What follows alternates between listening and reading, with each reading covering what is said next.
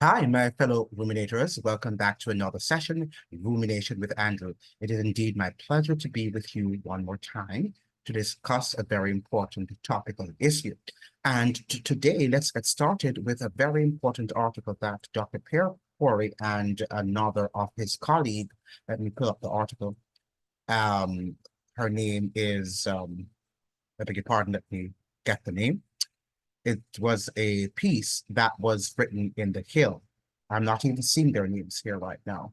But yeah, Dr. Pierre Kory and Mary Beth Pfeiffer, right? So they were asking the question.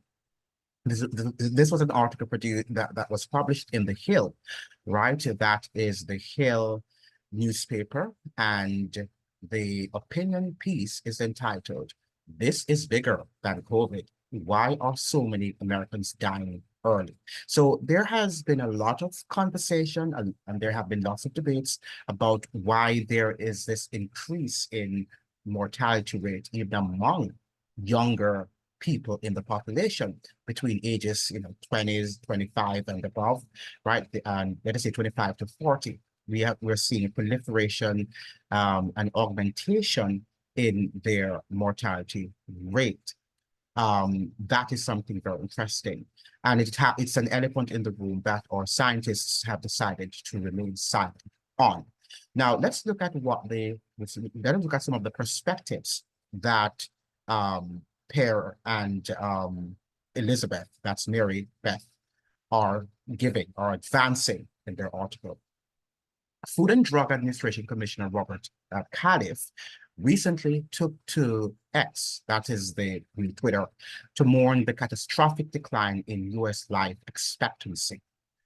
But his post, which hit on smoking, diet, chronic illness, and healthcare, ignored the obvious.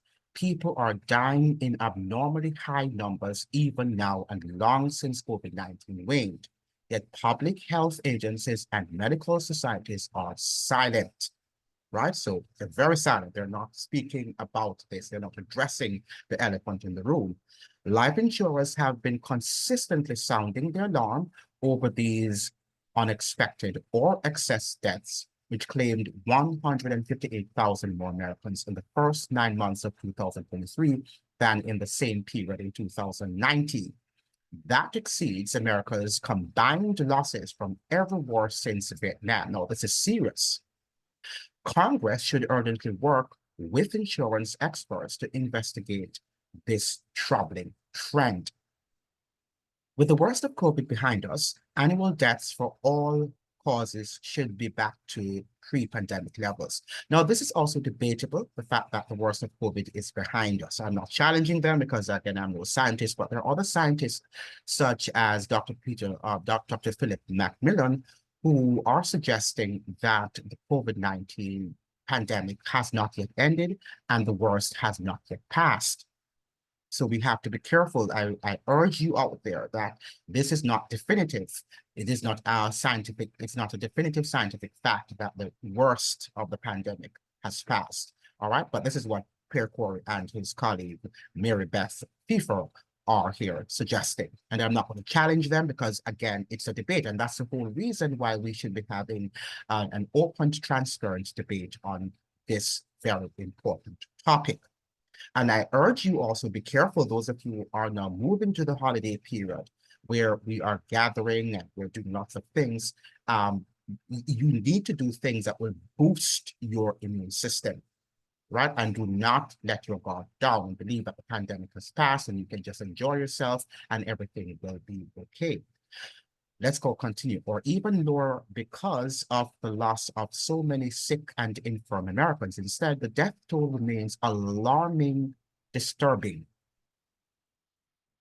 I would say alarmingly disturbing, but that's what he has here, and deserving of urgent attention, according to insurance industry articles.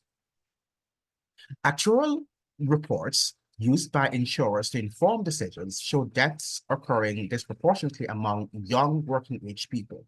Nonetheless, America's chief health manager, the Centers for Disease Control and Prevention, opted in September to archive its excess deaths of webpage with a note stating these data sets will no longer be updated. Money, of course, is a motivating issue for insurers. In 2020, death claims took their biggest one-year leap since the 1918 influenza scourge, jumping 15.4% to 90 billion in payouts. After hitting 100 billion in 2021, claims slowed in 2022, but are still above 2019. Indemnity experts are urging the adoption of an early warning program to detect looming health problems among people with life insurance and keep them alive. Unlike the pandemic or the pandemic's early phase, these deaths are not primarily among the old. For people 65 and over, deaths in the second quarter of 2023 were 6% below the pre-pandemic norm, according to a new report from the Society of Actuaries.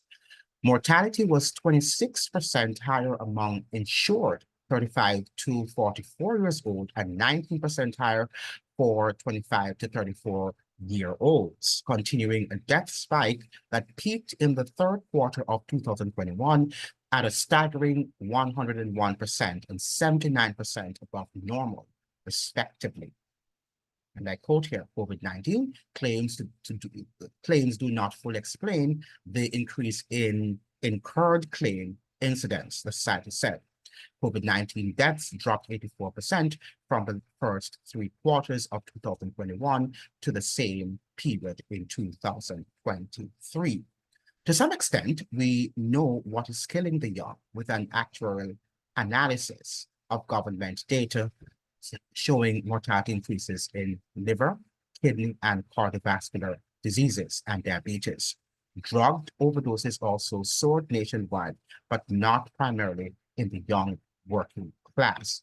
Therein lies the most pressing question for insurers, epidemiologists, and health agency officials. Why is the traditionally healthiest sector of our society, young, employed, insured workers, dying at such rates? Public health officials aggressively oversaw the pandemic response, for better or worse. Why aren't they looking into this? And they're now quoting data from the United States. In the United Kingdom, not the United States, but the United Kingdom. In the United Kingdom, where post-pandemic excess deaths in similar demographics also persist, a government-funded independent inquiry is underway. With each passing week of the COVID inquiry, the BBC reported recently, it is clear, that's not the BBC quoting, it is clear there were deep flaws in the way decisions were made and information provided during the pandemic. So that's what the BBC newspaper has said. The United States needs such an examination of the measures taken to fight the pandemic. This probe, by a high-level, unbiased commission, should focus on what worked and what not. That will never happen. And I think Dr. Pierre knows that. So the fact of the matter is that the article has been asking, why this increase in the mortality rate, particularly among younger working class people and other people too, especially after the V's were administered, right? Why? Now, he's saying here actuaries and industry analysts predict excess deaths will continue among people with life insurance through 2030 and are anticipated to be highest at younger ages. This prediction defies normal expectations of mortality for a robust population of people with life insurance. Now consider how other disability-affected, poorly insured Americans may face. To ensure future generations are protected and to be ready for the possibility of another pandemic, Congress needs to assess what worked and what did not work. But as we said, and I think Dr. Pierre Kory knows, that Congress will not do this. And even if they have, a COVID inquiry, as they did in England and also in Canada, people know that it's going to be a biased one, right? Because Big Pharma controls Parliament, controls the US Congress, right? So it means, therefore, that the findings will be a biased one and will not go in favor of well, it would definitely not go against the diktats and the wishes of Big Pharma. But it was interesting. This article was very interesting. I thought I would share this article with you.